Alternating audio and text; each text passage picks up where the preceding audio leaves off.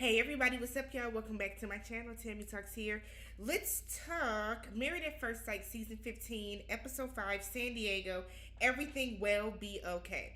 If you are brand new to my channel, I do breakdowns on various TV shows, both scripted and reality, interjecting my own thoughts, opinions, and theories into each and every recap. So, if you enjoy that type of content, please consider subscribing to the channel, thumbsing up the video, and then hop into the comment section so we can talk about everything that happened on this episode of Married at First Sight.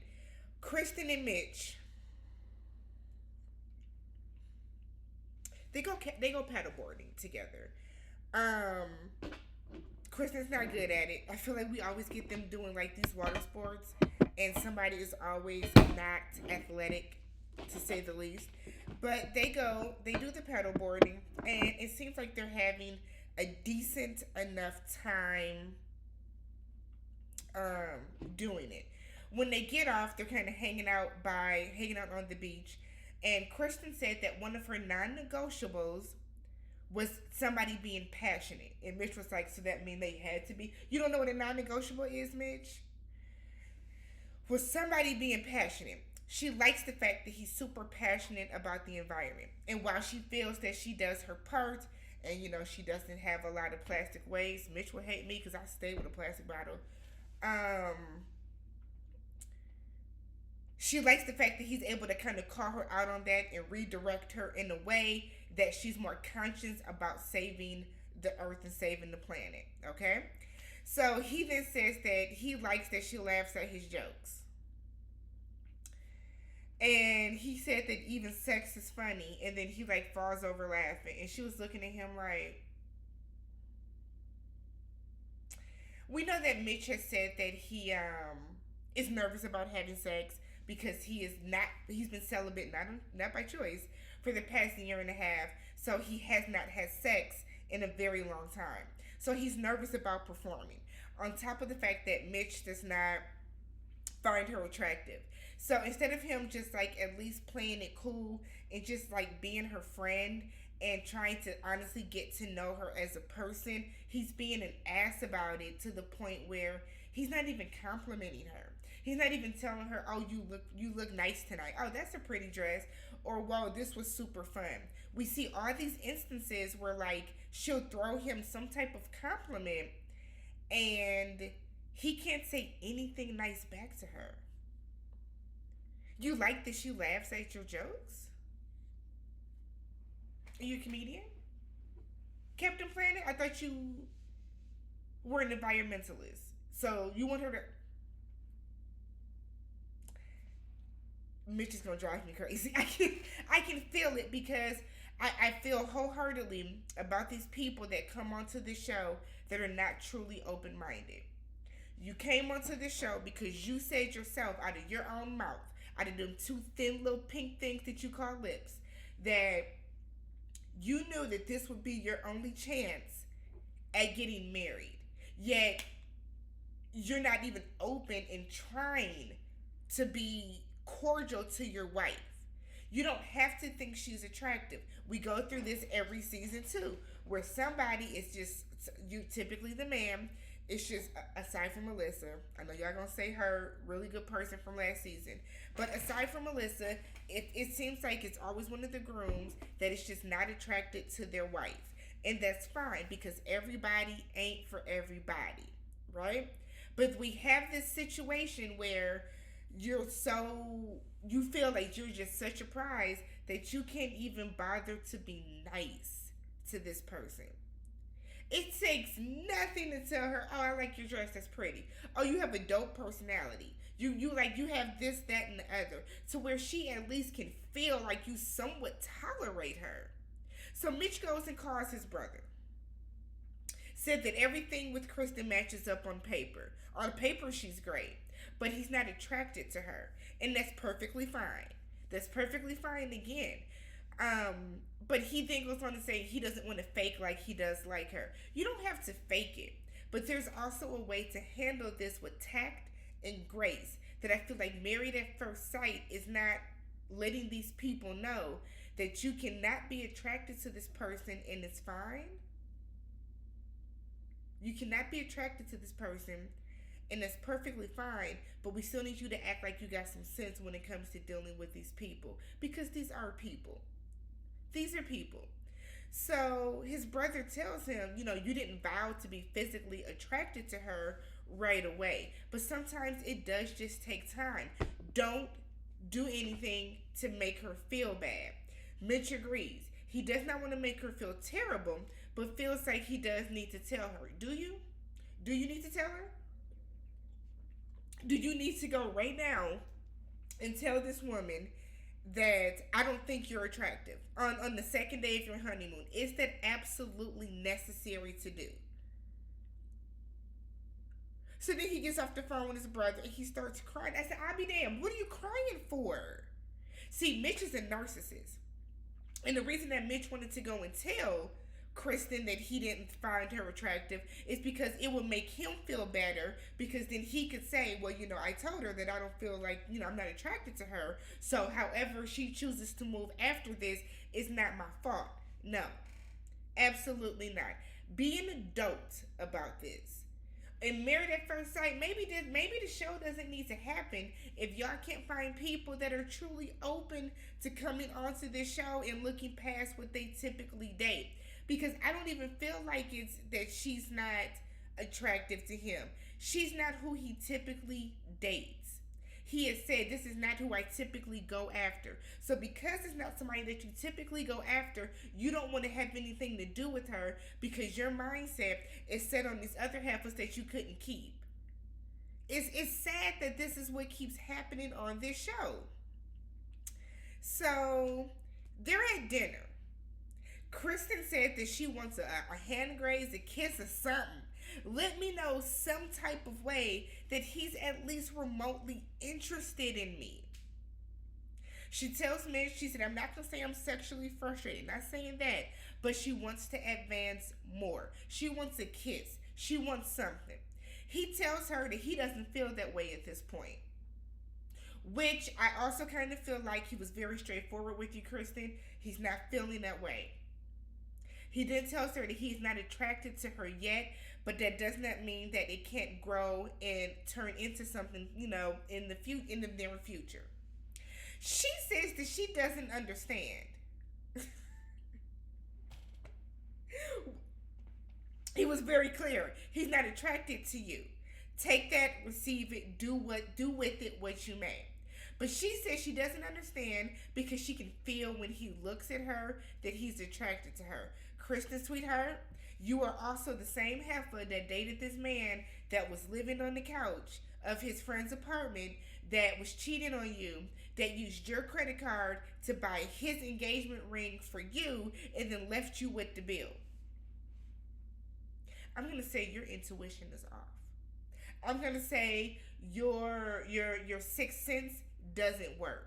So whatever you are feeling that Mitch is giving you, whatever looks that he's feeling, don't trust it because you don't have the best track record on things to be true. That's just my opinion. I really feel like you shouldn't, you may want to fall back because I don't feel like your intuition is working. She said that she does not want to convince him that she is attractive and that she is a catch. So here's the thing, Kristen. He didn't say you were ugly. He didn't say you were not attractive. He said he himself, Mitchell, is not attracted to you. There's a very big difference that people miss when someone tells them that they are not attractive to them. They feel like that person is saying you're ugly. That's not what he said at all. He also never said that you weren't a catch. But see, these are Kristen's insecurities bubbling up from the fact that that last fiance left her, was cheating on her for a couple of months. So she now needs she now needs validation. She needs all this validation from whoever she's going to be with, and Mitch is not the one or the two that's going to give it to you. He wants to see this through. He wants to see this through. he feels that, let's see where the night, let's see where the experiment takes us. Let's see where these next 2 weeks get us. And if you want to see where the next 2 week gets you, why are you telling her today, day 3 of the wedding, day 2 of the honeymoon, that you don't think she's attractive? Why couldn't that wait? Why couldn't that wait? So she then says that she wants to take it one day at a time because, sure, building attraction does take time. She then said that she feels that his actions show he's into her. What actions are those, Kristen? The action where when y'all got in the bed on wedding night, he pretty much went to the side of the bed and was leaning over like this? What actions are showing you that? The fact that y'all aren't holding hands? The fact that you said yourself he is not even so much as grazed your hand, not a come hither, not a hey girl, hey, nothing, not a nice, what's this, bicep, no nice little, arm squeeze. He didn't walk by and, squeeze your shoulder, do something like that. What action are you seeing that's telling you that this man likes you? Because you just said at the beginning of the scene that you needed some type of something to let you know that he does like you. You were begging for a hand graze. You want this. So what action is he showing you? So they're out by the pool later that night. They're taking shots of some tequila. And she thanks him for having a hard conversation, not for how it made her feel, but being open and willing to have the conversation. And I feel like, Kristen, you are reaching for anything at this point right now.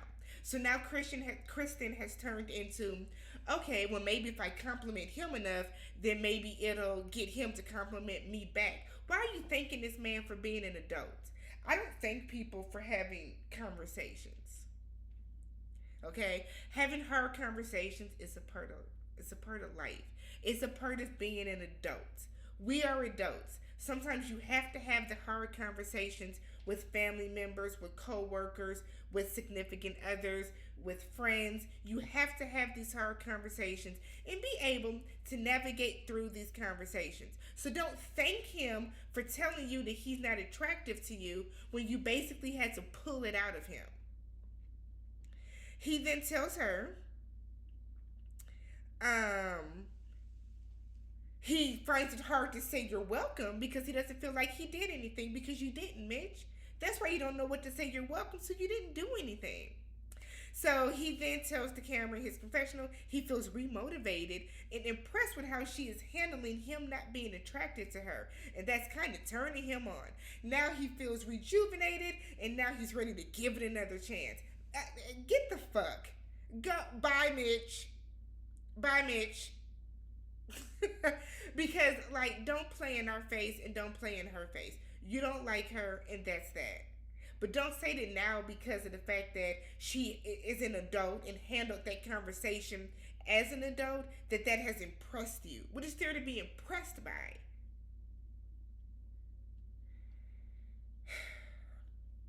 They're on excursion the next night, or the next day with the couples. They go see the whales and such. All the girls, are, as usual, are sitting around talking. All the guys are talking. And all the girls have gone at this point, and they get to Kristen. And Alexis tells her, I feel your energy, right? So if you don't want to talk about it, you don't have to, because, your energy is off. And Kristen was saying, no, I want to do this. I want to have girl talk. But I want to do it when the guys are not within earshot.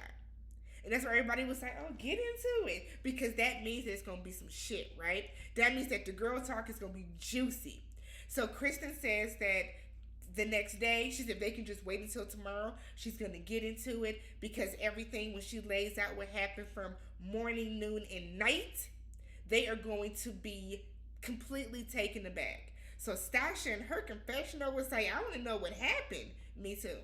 What else happened that we don't know about? So Mitch and Kristen go get a massage later.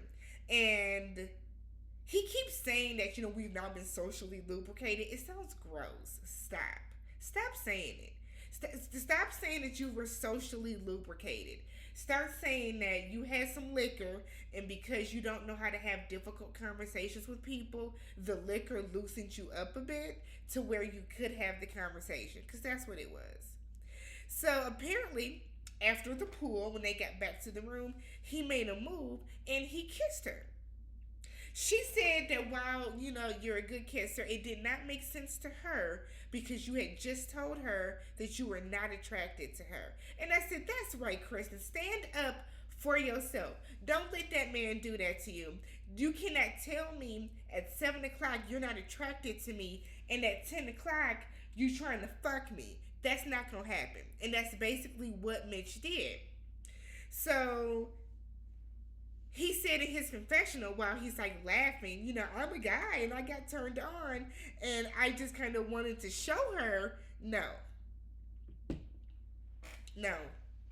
That's not how you do that.